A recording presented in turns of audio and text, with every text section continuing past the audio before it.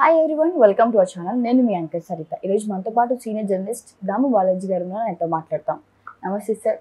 Yes, గతంలో చాలా సర్వేల గురించి మాట్లాడుకున్నాం, అన్నీ మనం డిస్కస్ చేసుకున్నాం. అలాగే ఈరోజు రైస్ సర్వే వచ్చింది. సో అందులో ఏం తేలింది, ఏం వచ్చింది సార్? ఇదొక సంచలన సర్వే అని చెప్పుకోవచ్చు. ఎందుకంటే ప్రధానంగా కుప్పంలో చంద్రబాబు ఓడిపోతాడని, పిఠాపురంలో పవన్ కళ్యాణ్ ఓడిపోతాడని ఈ సర్వే చెప్తుంది. సో ఓవరాల్గా కూడా వైసీపీదే అధికారం అని ఈ సర్వే చెప్తుంది. వైసీపీకి 132 నుంచి 138 వరకు వస్తాయని, తెలుగుదేశానికి 37 నుంచి 42 వరకు వస్తాయని చెప్తుంది. ఓవరాల్గా వైసీపీకి పర్సంటేజీ గతం కంటే 1% ఎక్కువ వస్తుంది, 50.8% వస్తుందనేది ఈ సర్వే చెప్తుంది.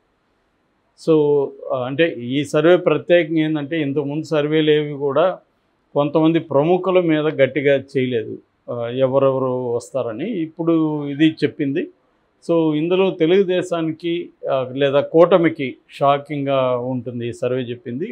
చంద్రబాబు ఓడిపోతాడని, ఇటు పవన్ కళ్యాణ్ కూడా ఓడిపోతాడని, at the same time Balayya గెలుస్తాడని, ఇటు లోకేష్ కూడా గెలుస్తాడని కూడా ఈ సర్వే చెప్పింది.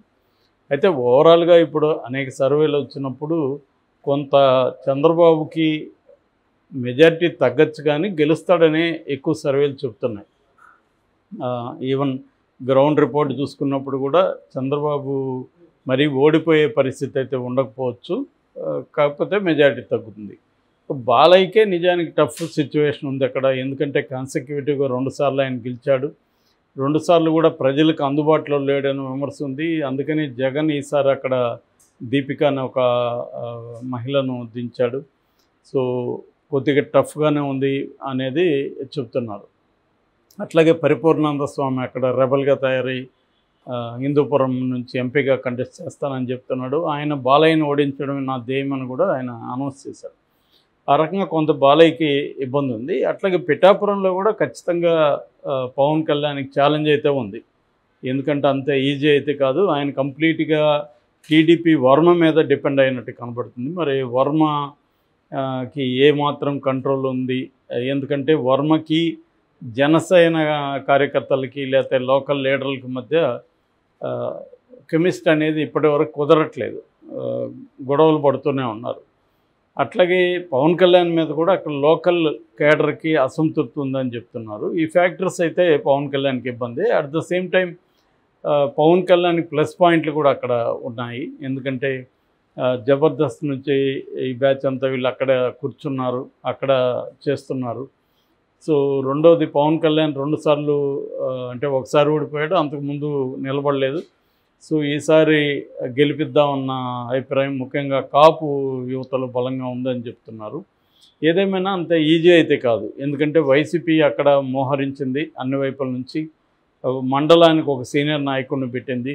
మరోవైపు ముద్రగడ పద్మనాభం కూడా గట్టిగా కాపు ఓట్లను చీల్చడానికి ట్రై చేస్తున్నాడు. ఎందుకంటే పవన్ కళ్యాణ్కి అక్కడ దాదాపు 95,000 ఓట్లు కాపు ఉన్నాయి. సో అందుకని ఆయన దాన్ని ఎంచుకున్నాడు. బట్ ఏం ఎంచుకున్నా కూడా వర్మ మీద డిపెండ్ అయ్యి గెలవాల్సిందే. అందుకని ఆయన వర్మకే బాధ్యత అప్పగించుతూ మాట్లాడాడు. సో ఇది బేసిక్గా. ఇక లోకేష్కి అడ్వాంటేజ్ ఉందనే చెప్తున్నారు. ఎందుకంటే లోకేష్కి కూడా ఒక సింపతి ఉండడం ఒకటి, రెండోది లోకేష్ గత 5 ఏళ్ళుగా ఆ నియోజకవర్గంలో పనిచేస్తున్నాడు, అవన్నీ కలిసి వస్తాయి. అయితే అటు వైసీపీ నుంచి ఆళ్ళ రామకృష్ణారెడ్డికి ఇవ్వకుండా లావణ్యకి ఇచ్చారు. సో ఆమెకు కూడా సపోర్ట్ అయితే ఉంది. బట్ అక్కడ కూడా అంత ఈజీగా అయితే కాకపోవచ్చు. అంటే చాలా బంపర్ మెజారిటీ అయితే గెలిచే పరిస్థితి లేదు. సో ఇది బేసిక్గా. అయితే ఈ సర్వేలు తీసుకుంటే నాకు తెలిసి కనీసం ఒక 25 నుంచి 30 సర్వేలు వచ్చాయి మొత్తంగా. అంటే ఏ రాష్ట్రంలో లేని ఒక గందరగోళం ఆంధ్రప్రదేశ్లో ఉందని చెప్పచ్చు. ఇందులో కొన్ని సర్వేలు ప్రభుత్వాలే డబ్బులు ఇచ్చి చేయించుకొని ఉండొచ్చు, కొన్ని సర్వేలు ఆయా పార్టీల అభిమానులు ఎన్ఆర్ఐలు కావచ్చు అలాంటి వాళ్ళు సర్వేలు చేయించారు. ఇంకొన్ని సర్వేలు ఎవరి దగ్గర డబ్బులు తీసుకోకుండా ఇండిపెండెంట్గా పార్టీకి ముందుగానే డిసైడ్ కాకుండా ఇండిపెండెంట్గా చేసిన సర్వేలు కూడా ఉండొచ్చు, లేదని చెప్పలేము. ఎందుకంటే జాతీయ స్థాయిలో కొన్ని సర్వేలు చేస్తున్నారు. అయితే ఓవరాల్గా ఈ 25-30 సర్వేలని నేనైతే కనీసం ఒక 25 సర్వేలు నేను చూశాను. సో అన్నిటినీ మనం చూసినప్పుడు ఏంటంటే ప్రధానంగా మెజారిటీ అటు ఇటు 2 ఇటు ఎక్కువ 2 అటు ఎక్కువ ఉండొచ్చు, కానీ ఓవరాల్గా అయితే ఏ సర్వే కూడా దగ్గరగా ఏమీ లేవు, ఎక్స్ట్రీమ్స్లోనే ఉన్నాయి. తెలుగుదేశం బ్రహ్మాండంగా గెలుస్తుంది, కూటమి బ్రహ్మాండంగా గెలుస్తుందని కొన్ని సర్వేలు, లేదు వైసీపీ మంచి మెజార్టీతో గెలుస్తుందని కొన్ని సర్వేలు. అంటే ఫర్ ఎగ్జాంపుల్ ఏబీపీ సర్వే, అది దాదాపు 20 సీట్లు లోక్సభ సీట్లు కూటమికి వస్తుందంటే టైమ్స్ను రివర్స్లో 20 సీట్లు వైసీపీకి వస్తుందని చెప్తుంది. అంటే దేన్ని నమ్మాలి? ఇంత దగ్గరగా ఉంటే మనం కొంత ఆలోచించవచ్చు, ఇంత కాంట్రాస్ట్ ఉంటే ఏ సర్వేల్ని నమ్మచ్చా, సర్వేల విశ్వసనీయత ఎంత అనేది ఇప్పుడు ఇవాళ కన్ఫ్యూజ్ అయిపోయింది. అంటే ఆంధ్రప్రదేశ్కి ఒక ప్రత్యేక లక్షణం ఏంటంటే దేన్నైనా కంప్లీట్గా కన్ఫ్యూజ్ చేసేయగలరు. ఏ విషయాన్నైనా దాని మీద క్లారిటీగా ఉందనుకుంటే ఇంకొక పార్టీ వచ్చి దాన్ని కన్ఫ్యూజ్ చేస్తుంది. సో మన వైపు లేకపోయినా పర్లేదు కానీ అవతల వైపు ఉండకూడదు అన్న ధోరణి ఇరు క్యాంపుల్లోనూ ఉంటుందన్నమాట. అందుకని సర్వేలు కూడా ఇంకే రాష్ట్రంలో కూడా ఈ కైండ్ ఆఫ్ నేను చూడలేదు దేశవ్యాప్తంగా. ఇదొక్క రాష్ట్రంలోనే ఈ కైండ్ ఆఫ్ కన్ఫ్యూజన్ అయితే ఉంది. దీనికి ఇంకొక ఆబ్జెక్టివ్ కండిషన్ కూడా ఉంది. అదేంటంటే ఎవరి వైపు స్వీప్ అయితే కనిపించట్లేదు. స్వీప్ కనిపించినప్పుడు ఈ కన్ఫ్యూజన్ ఉంటుంది. అంటే టైట్ బ్యాటిల్ ఉన్నప్పుడు ఈ కన్ఫ్యూజన్ ఉంటుంది. ఇంకా 20 రోజులు ఉంది కాబట్టి 20 రోజులు ఏమన్నా ఒకవైపు కంప్లీట్గా మొగ్గు చూపే అవకాశం ఉందా అనేది చూడొచ్చు. ఎందుకంటే తెలంగాణలో కూడా బిగినింగ్లో ఎవరు కూడా అసలు రేవంత్ రెడ్డి కాంగ్రెస్ అధికారంలోకి వస్తుంది, రేవంత్ రెడ్డి సీఎం అవుతాడు అని ఎవరు కూడా ఊహించలేదు. చాలామందికి నేను చెప్తే కూడా నమ్మేవాళ్ళు కాదు. కాంగ్రెస్కే ఎడ్జ్ ఉందని నేను చెప్తుంటే కూడా ఎవరు నమ్మలేదు. ఎందుకంటే అప్పుడు అలా ఉన్నింది పరిస్థితి. మళ్ళీ కేసీఆర్ వస్తాడు, కేసీఆర్కి ఈక్వల్గా ఉన్న లీడర్ అవతలేడు, అదే మేజర్ ప్రాబ్లం. కేసీఆర్కి వ్యతిరేకత ఉంది కానీ నాయకుడు ఎవరు లేరు అటుపక్క. అంటే రేవంత్ రెడ్డిని ఎవరు కూడా నాయకుడిగా గుర్తించలేదు అప్పుడు. సో ఈ ప్రాబ్లం ఇక్కడ ఉన్నింది. కాకపోతే ఇప్పుడు అక్కడ నాయకత్వానికి సంబంధించిన ప్రాబ్లం లేదు. ఎందుకంటే జగన్కి బలం ఉంది, ఇటు చంద్రబాబు కూడా ఈక్వల్గా ఉంది కాబట్టి నాయకత్వం లేదనేది లేదు. కానీ ఇరువైపులా కూడా బ్యాలెన్సింగ్ చాలా విషయాల్లో కూటమికి అడ్వాంటేజెస్ ఉన్నాయి, చాలా విషయాల్లో జగన్కి అడ్వాంటేజెస్ ఉన్నాయి, చాలా విషయాల్లో వ్యతిరేకత కూటమికి ఉంటే వ్యతిరేకత జగన్కి కూడా ఉంది.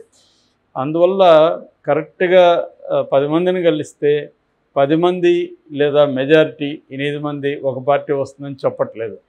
4 ఇటు 4 అటు చెప్తున్నారు.